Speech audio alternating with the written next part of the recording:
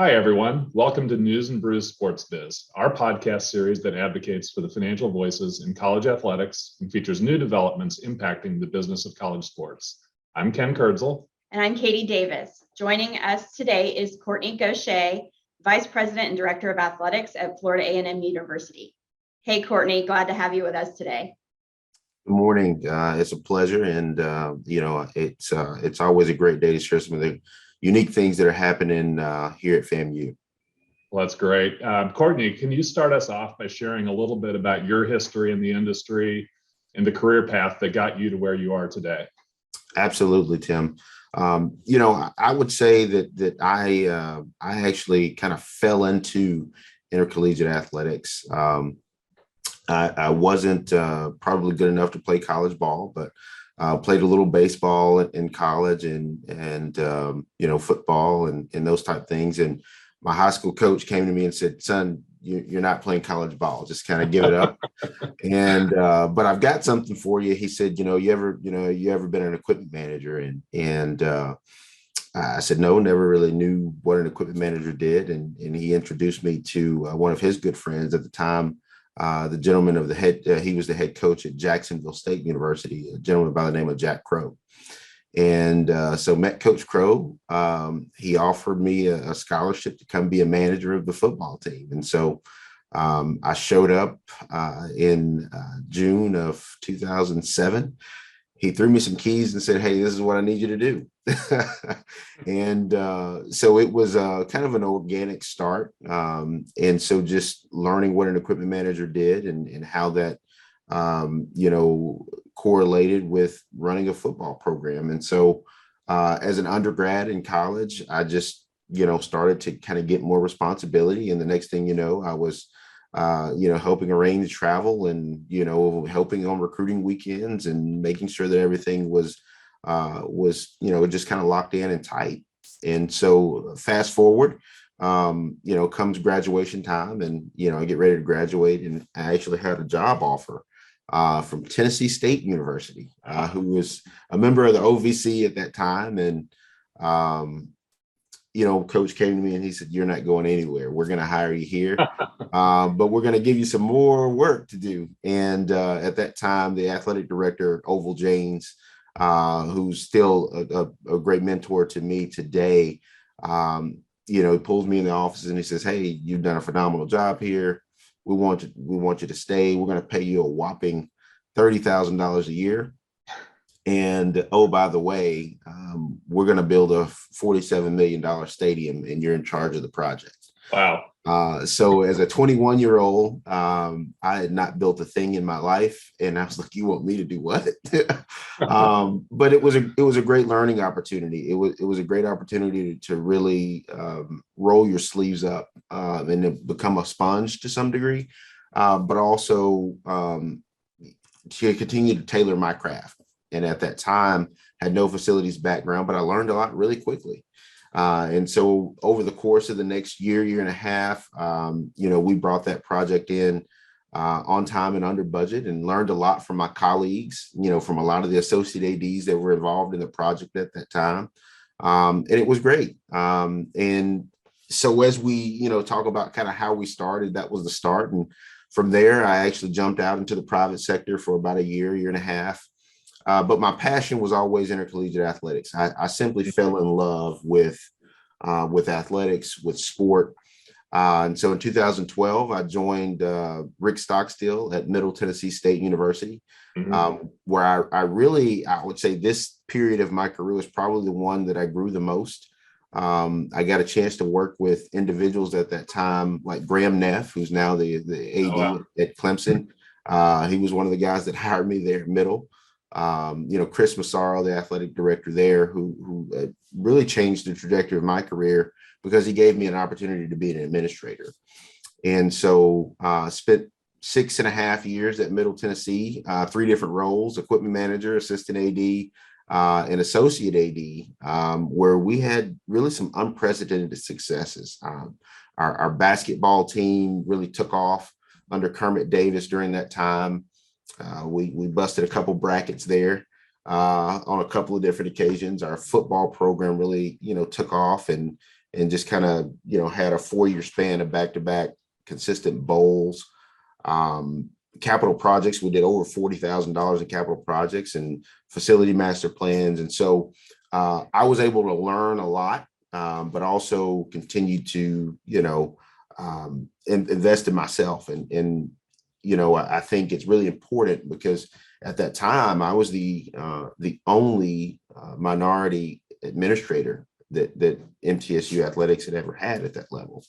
And so it was a unique space, but it was also one where, to some degree, you're learning a lot in how to adapt to different environments. And so I'll forever be grateful to, for Chris Massaro for giving me those opportunities. And in 2018, I had done just about everything, except sit in my boss's seat, and it was time for more growth. And Blake James gave me an opportunity to join him at University of Miami.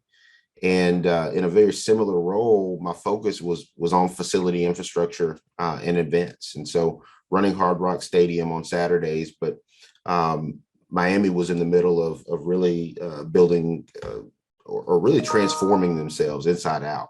And it started with the Carroll Sofer indoor practice facility, which was a $60 million indoor major upgrades to the baseball program there, the tennis program. And so he really needed someone to focus in on the facility infrastructure. And so we did that, got some major projects under our belt, and things were great in sunny Miami.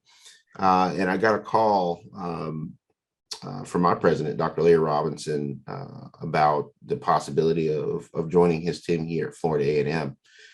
And, we kind of went back and forth a couple of times. I'd actually even given him a couple other names, maybe, talk to some other people. But as our conversation started to materialize, I realized that this was just a unique opportunity that, quite frankly, I felt that, we were prepared to take on. And it was going to be different in many categories. I would, at that time, was the youngest Division I athletic director.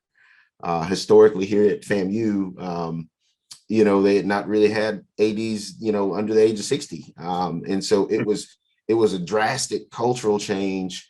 A lot of people didn't necessarily know that the skill set was there. But ultimately, I believe my experiences, at an FCS program, at a mid-major, and at a Power 5 allowed me a really diverse lens to really understand what this institution and athletic program needed at the time. Our finances were really in disarray. And there were just some challenges that really seemed to be, something that we just couldn't overcome.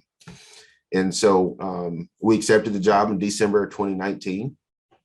A lot of moving parts, but we one of the first things that we did is we understood that we weren't going to be able to do this alone.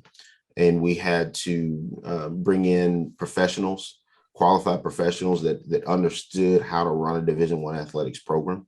We were able to do that with a lot of my executive team.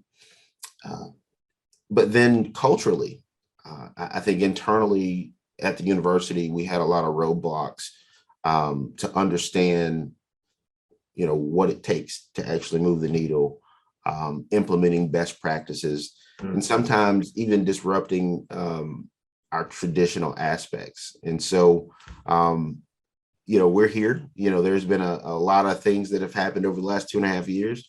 But when you talk about career path, I would say mine is untraditional in a lot of aspects. But that's kind of the story, and I'm sticking to it.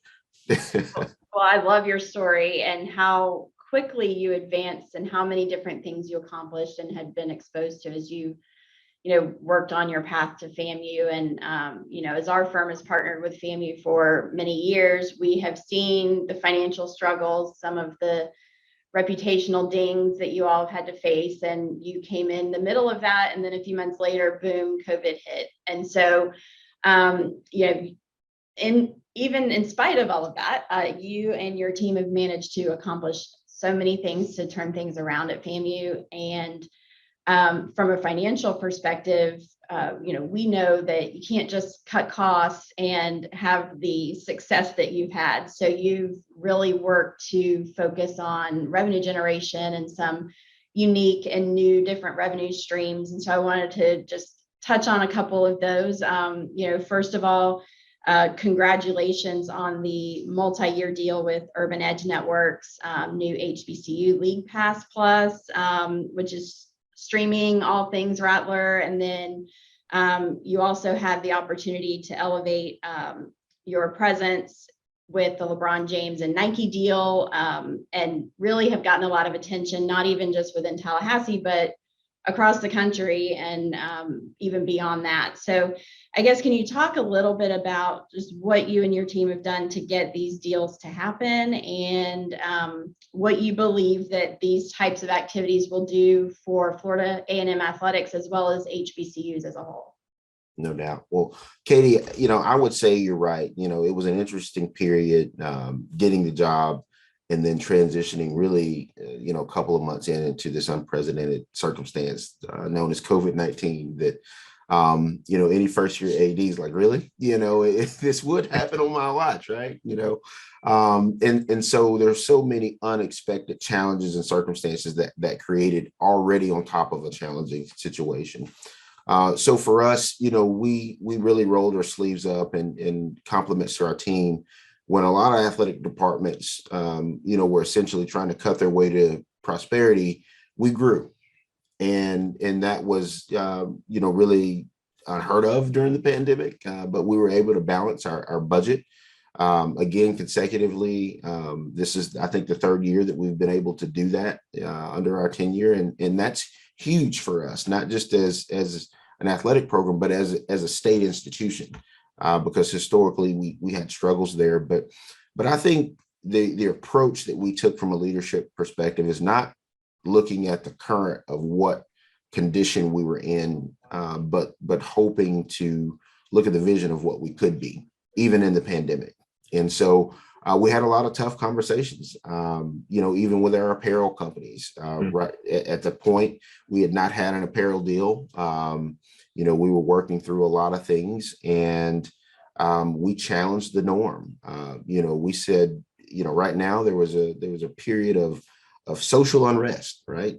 Social justice, and a lot of people were saying that, hey, we want to help, we want to be a part of the change, and in some categories, now's the time to support institutions like us that a lot of people experience.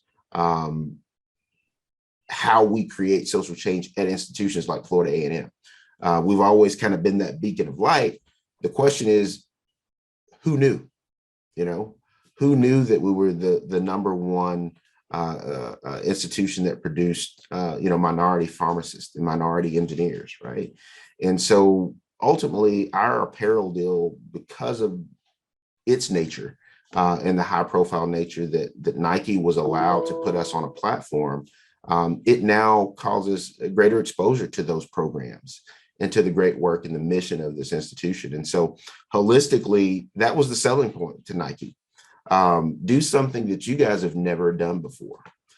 Put us on a platform that you've never done for an institution like us. And obviously the resources are behind that. And so the business model behind our deal is second to none. You talk about sports marketing schools, and Nike has 4 of them. Florida A&M is now one of the 4.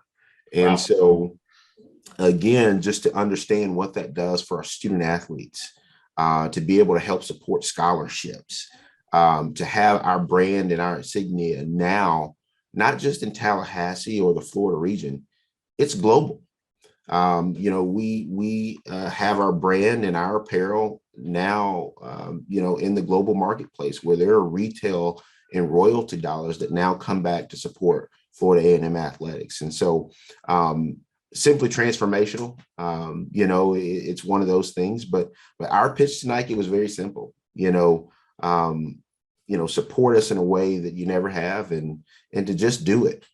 And I think that the return on investment for Nike has been there substantially, not only just from a marketplace, but from a community equity perspective. And those are things that obviously the financials are great. But I just think that community equity, also sets them apart as one of the world leaders in their space. And we were just excited to be a part of that with LeBron, who just, again, is my favorite athlete. So, there was a little extra motivation in this thing for us, but it's been exceptional. Our student athlete experience, our fan engagement. I've got a pair of LeBron shoes that I'm scared to wear because I'm scared somebody's going to, kind of hit us over the head for them. But it's great. And what it's done for our institution, we couldn't have imagined, 3 years ago that would have been an option. And so I think we took advantage of the circumstances and the times to turn a negative into a really significant positive that will far exceed my tenure at Florida A&M. But again, we'll set the standard, and our hopes is that it elevates not just FAMU, but all HBCUs and in lower resourced institutions that people can take a closer look. We kind of compounded that with other things like Urban Edge Network. Brand exposure is something that's huge. Brand is perception. Perception drives choice. So in our business, not only are we recruiting students to the university, but we're recruiting top student athletes. We are in a marketplace now because of our LeBron deal, because of the exceptional things that are happening here at Florida A&M. Now that we're competing with G5 and some lower end Power 5 institutions for recruits in certain sports. And so from my perspective, that's where we want to be. And I think elevating the brand, being a part of elite programs like our football program, we're the only HBCU to win a 1AA national championship. We were able to return to the playoffs for the first time in 21 years this year. And so how do you compound that? How do you continue to elevate that and show that? And that was one of the reasons why we partnered with Urban Edge Network to, again, be able to get that content out of Tallahassee, out of the region. And obviously, ESPN does own the rights to, our conference, games and events and all those type things, but it's the other ancillary content, the Marching 100, what the experience is like here on campus that we want the world to see. Well, those are some amazing successes to celebrate for FAMU. And one of the others that we saw this last summer was your fundraising campaign leading to about $500,000 raised. Can you talk a little bit about what that looks like and means for the FAMU community? Well, I think it shows our brand power. And so we were still in the middle of the pandemic, and we had a staff meeting, and even though we were able to balance our budget, finances were really, really tight. And I looked around my executive team and I said, guys, we gotta find a way to get out, and they're like, well, can we go? And if we go, are people really going to give? People are just now kind of getting back employed and all these other things. And I said, guys, we got to do it. And they kind of looked around and said, all right. And so we put this thing together called the Strike Tour. And we reached out to alumni in every location and we said, hey, we're going to set a goal for this city. And it's really important that we find a way to get there, and we want to help. And, our first city was Jacksonville, Florida. And we met at the FAMU School of Pharmacy that's there. And it was unreal that we were able to raise, again, $25,000 in the first city. And once the rest of our alumni base and donor base saw that, it became a competition. So every city wasn't going to be outdone by Jacksonville. And so, we go to Tampa and it was $35,000. We go to, Polk County down in Tampa and it was $45,000. And then we go to Chicago and it's $50,000. And every city continued to grow. And in Miami, South Florida, it was unprecedented. And we ended in Atlanta, for a significant reason is because the HBCU National Championship and Celebration Bowl is there, and raised almost $100,000 in Atlanta. But collectively, the tour raised almost $600,000. And for us, our goal was 200. And so again, when you can exceed your goals and do those type of things, and once you're successful in those type of campaigns, your staff doesn't look at you crazy when you kind of pull out one of these brain hair ideas. But again, I think it speaks loudly and broadly to the power of this institution, some of the great things that our athletic program continues to do, but the level of transparency.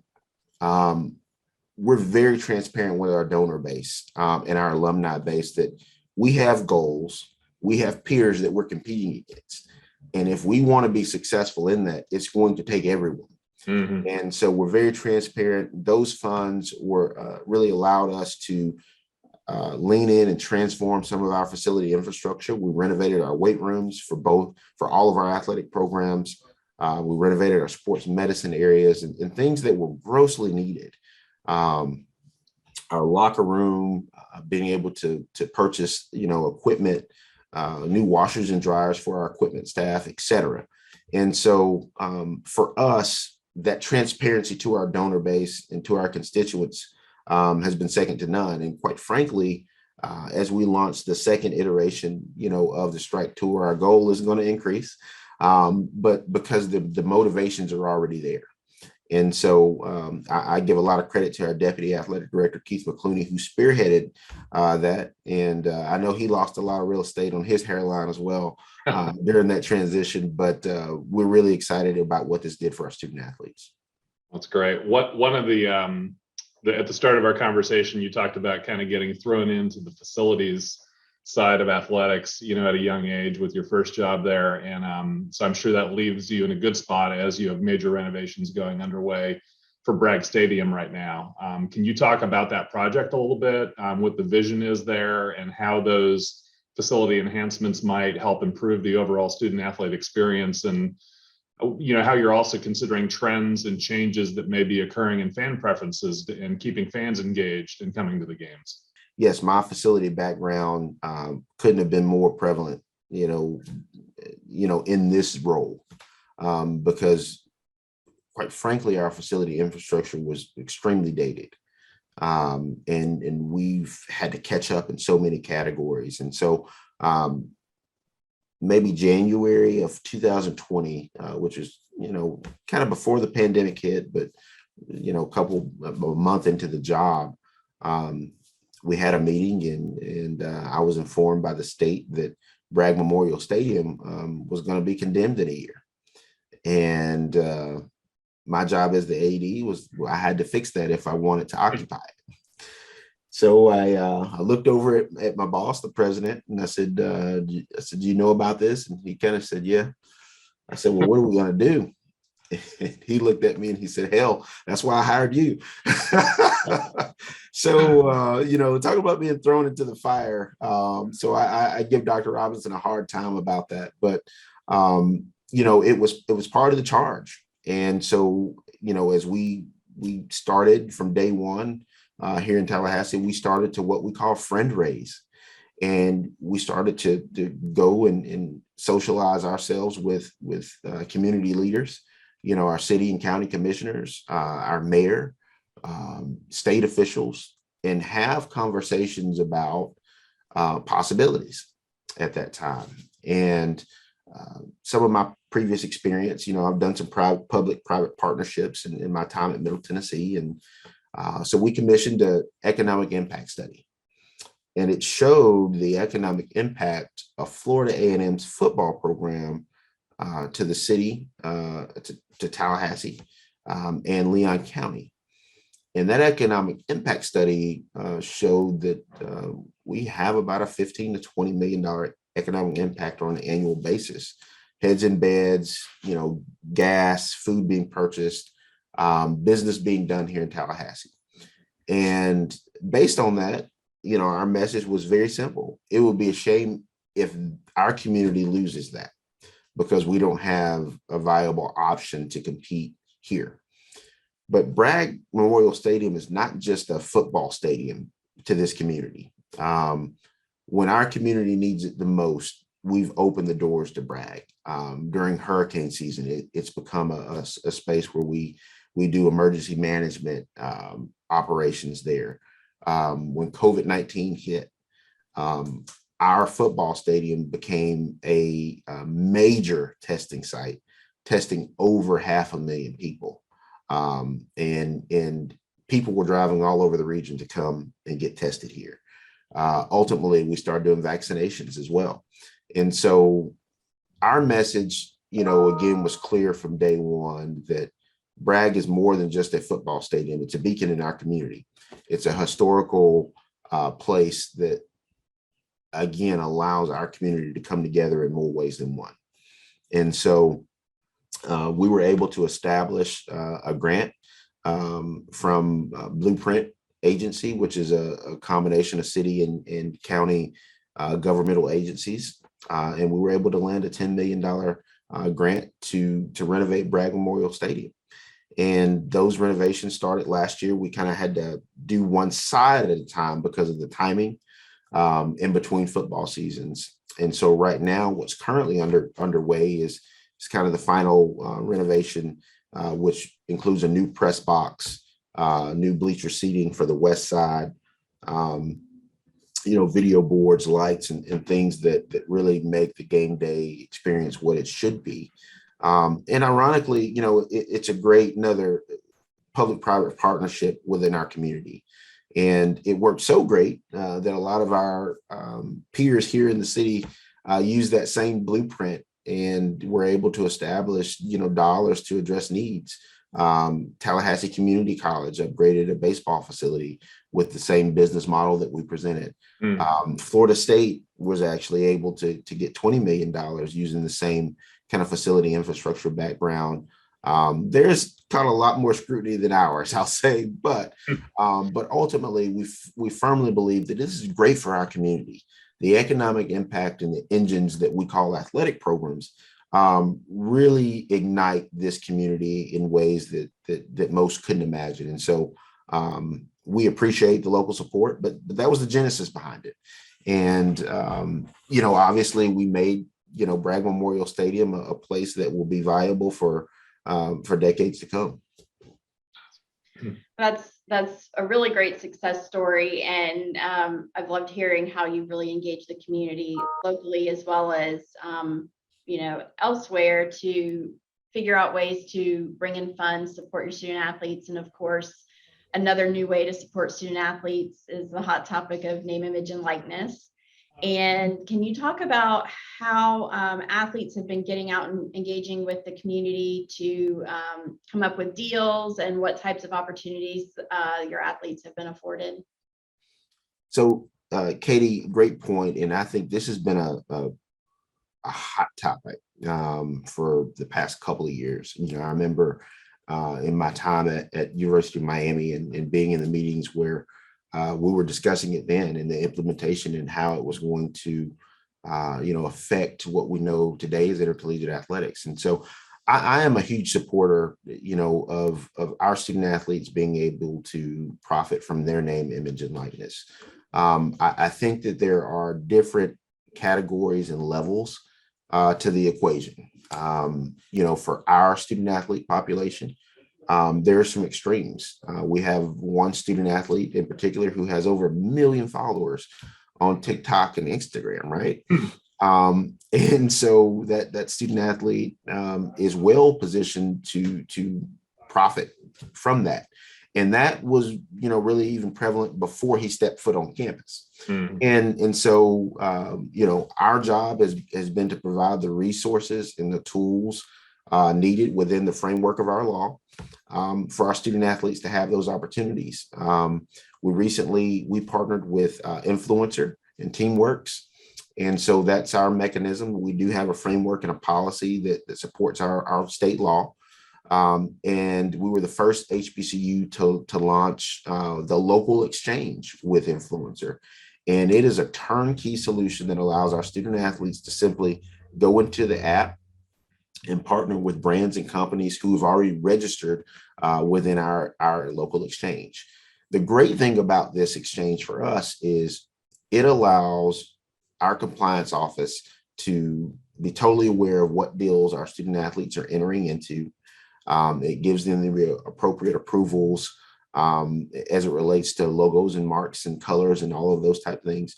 but it also helps our student athletes with the tax element, the W-9 element of any type of partnership. And we've provided exceptional what we call continued education in regards to financial literacy, taxation, and we've partnered with a lot of our local corporate partners, Regions Bank, Hancock Whitney, and the list goes on to help come in and help us create these structures for our student athletes. And so we've jumped in full force. The state of Florida was kind of one of the national leaders to say, we're going to do it. And, it was a great opportunity for us to really engage with a lot of our peers, ADs across the state. I think we had some conversations about, okay, how are you guys planning to roll this out? And I think the state in itself did a really good job of packaging, its framework. I do think there may be another iteration or two of it. As you can see around the country, every state has their own little wrinkle.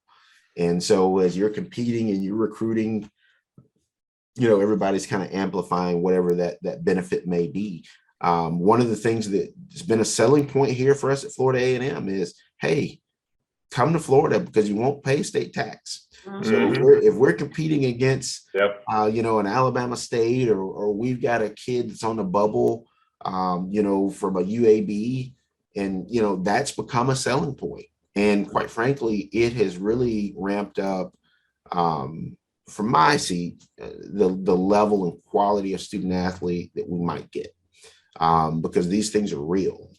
I think the top two questions that we get from recruits, according to my coaches, is facility related and name, image, and likeness related.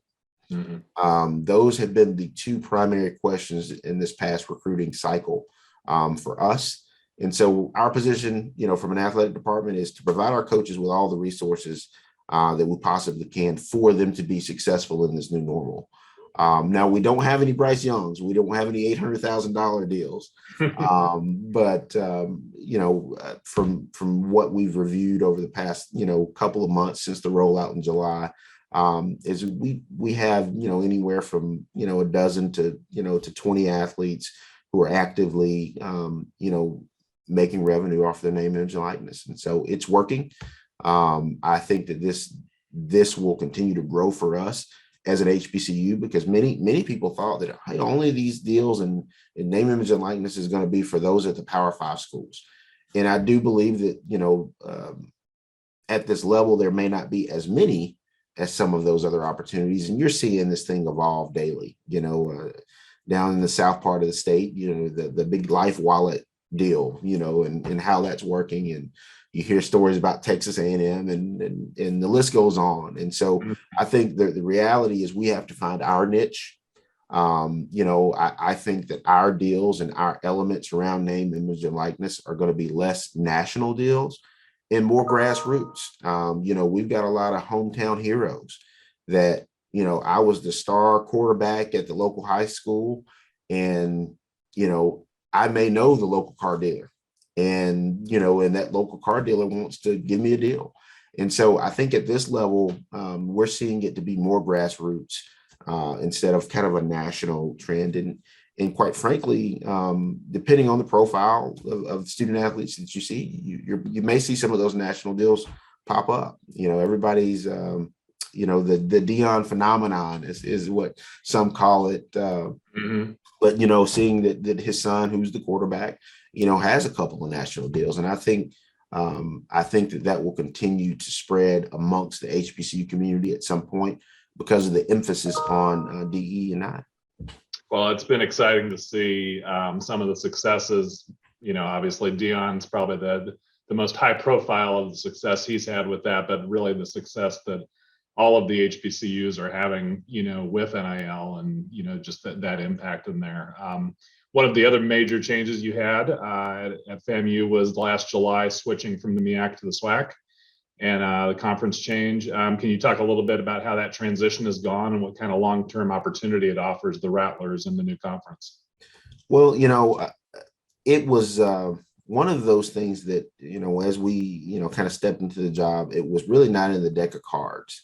But we continued to really evaluate what was going to make us sustainable long term. I would say the biggest fire that we had to put out were the financial uncertainties around the athletic program.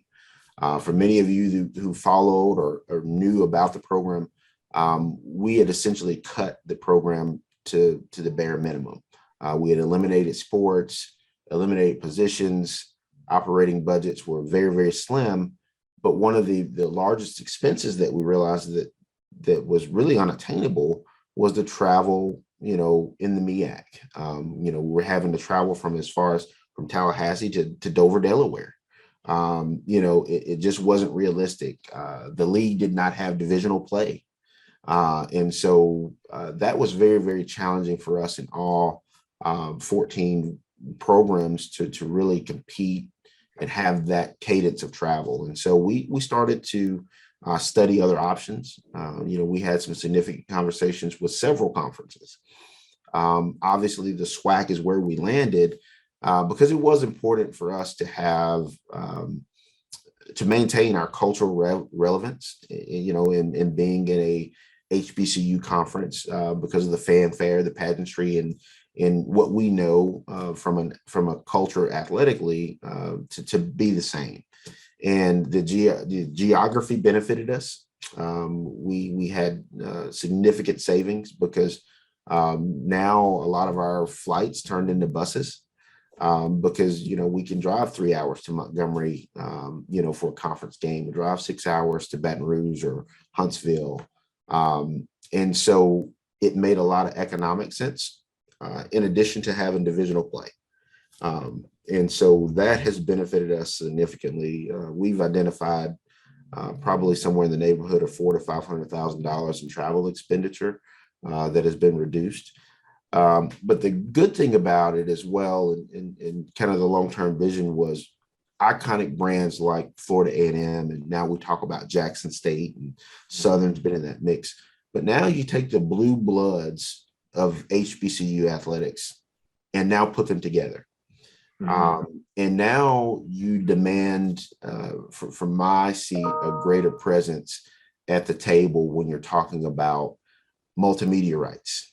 You demand a greater seat at the table now when you start talking about TV and media rights. And I think over the next year or two, you will see the kind of the spike in what the SWAC does in those categories. We played our first game against Jackson State in an NFL stadium in Miami in the middle of the pandemic. But to be able to sell out an NFL stadium, to play on national TV on a Sunday, and it's because of the brand power. It's because that these perennial brands, are aligned. And, amongst the ADs, we kind of joke, we say we're the FCS version of the SEC, and to some degree, hey, aspirationally, yeah, everybody wants to be the SEC and kind of have those paydays and kind of fan following. But, I think Jackson State averaged somewhere in the 50 or 60,000 person home games this year. We averaged about a 32,000 person home game attendance this year. And again, compared to our peers in the FCS, we're light years ahead in those categories. And so now I think this marriage, this new SWAC allows us to demand greater, but also position ourselves from a conference perspective to drive revenue in places that it's never existed for HBCUs before. And I'd be totally remiss if I didn't thank Dr. Charles McClellan for his leadership. He is a behind the scenes, very quiet, very cool, calm, and collected. But he's a machine, and he's done a phenomenal job, I think, with positioning the SWAC to do some things that have just, again, set us apart. We partner with the Pac-12, and we have a Pac-12 alliance now in basketball. And so Florida A&M will now host a Pac-12 peer on our campus, right? Wow. Unheard of. And so, as we talk about, again, controlling and growing the brand, his leadership and his vision has been second to none. But ultimately, those were the reasons and the rationales why we ended up leaving the MEAC to go to the SWAC. We have a storied history in the MEAC and certainly wish the conference well. But for us at this time, and quite frankly, at the front of kind of the shift, because, you know, Joe, a good friend of mine, Greg Seitz, is AD and still friend of mine at Jacksonville State. You know, he's like, you started the trend, you know, and everybody else kind of started to follow. And I said, well, I don't know if that's a good thing or a bad thing, but for us, it was great to be positioned already in a conference that was going to yield dividends, while the rest of really FCS, you know, was trying to figure out where they are, and in some categories, FBS. I do firmly believe that the Southwestern Athletic Conference over the next 5 to 10 years could even well be positioned to move from an FCS to an FBS platform. I think that the brands are that strong, and I think that there is a strong desire and positioning to do so, and that's aspirational. You know, so I know some people take that soundbite and say, hey, the SWAC's going to FBS. No. But I certainly do believe that we will be strongly positioned that as intercollegiate athletics, the landscape continues to change, and it is. You know, I think you're going to see, even with the NCAA Constitutional Convention, where the Power Five, you know, they're going to kind of do their own thing. And then there's going to be everyone else. And, you know, I think our brand power speaks for itself. Yeah, well, you know, that is a funny joke of, you know, you starting the trend on conference realignment, but you really have started trends. I mean, you even talked about community engagement and these community grants that then led to your other peer institutions getting grants. And another area where you've been involved as one of the early adopters was signing Athletic Director U's Collegiate Coaching Diversity Pledge. And so we are the third party clearinghouse for that. And it's an honor for us to be involved in that. And we always love bringing it up when we're talking to ADs who have committed to the pledge. In previous podcasts, we've had Mario Mocha and Tim Duncan, who are your peers that have also signed that pledge. But could you talk about what that pledge means to you, if you have any words of advice to other ADs out there that could jump on board and also sign that pledge, and then, you know, what Florida A&M is doing to support the initiative and be an advocate for the workforce? Absolutely. Well, I would say it was an easy initiative for us to support. And I say that on a lot of different categories. On a personal note, obviously being a minority myself and understanding that I've operated on both sides of the track, you know, so understanding how important that is, and now serving at a minority serving institution where, you know, I thought University of Miami was a melting pot until I got to FAMU. But the diversity of culture, belief, race, sex, and all of those things, that's where our true strengths have been as an institution. And so as we look at hiring personnel and coaches, you know, our strategy here at Florida A&M is not to just hire just Black coaches. We want to position our program to be successful, period. And we want to hire the best candidates to support our student athlete experience. And I'll give you a prime example. Our men's golf program is headed up by one of the best golf coaches in this country, Mike Rice. He's a white male.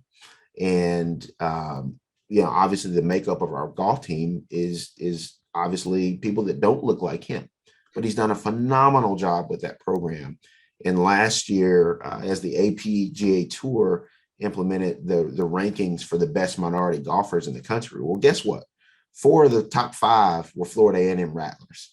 And again, it's just those points of pride, you know, what Jamie Shoup has done with our baseball program and the makeup of our football program, and, you know, and the list goes on. And so as we talk about the need for continued support of diversity, equity, inclusion, you know, we're not exempt from that because we're an HBCU. We actually, I think we've done it best, and our history shows that. And so, again, I think that most ADs at the HBCU level should be leaders in this space.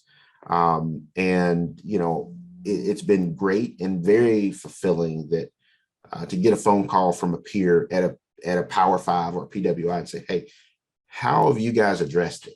Talk to us about how we can make the not just check the box, but actually be genuine in how we're addressing, DE&I.